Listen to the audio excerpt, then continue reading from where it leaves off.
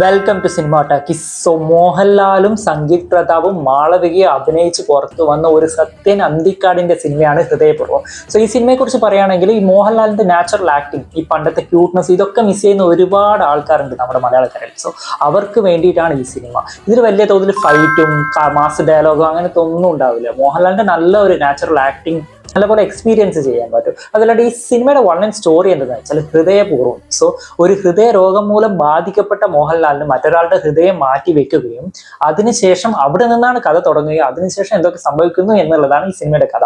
മറ്റൊരാളുടെ ഹൃദയം മാറ്റിവെച്ച ആ ഫാമിലി മോഹൻലാലിനെ വന്ന് മീറ്റ് ചെയ്യുകയും പിന്നീട് അവരുടെ ഫാമിലിയിൽ ഒരു അംഗമായി മാറി അവരുടെ ഫാമിലിയിൽ ചില പല പ്രോബ്ലംസ് ഒക്കെ സോൾവ് ചെയ്യുന്നതുമാണ് ഈ സിനിമയുടെ കഥ. സോ ഈ സിനിമയിൽ കോമഡി നല്ലപോലെ വർക്കൗട്ട് ആയിട്ടുണ്ട്. ലാലു അലക്സും സിദ്ദീഖും ഒക്കെ മറ്റു ക്യാരക്ടറിൽ വന്നാലും സിനിമ നല്ലപോലെ ഒരു എൻജോയ് ചെയ്ത് കാണാൻ പറ്റിയ ഒരു സിനിമയാണ്.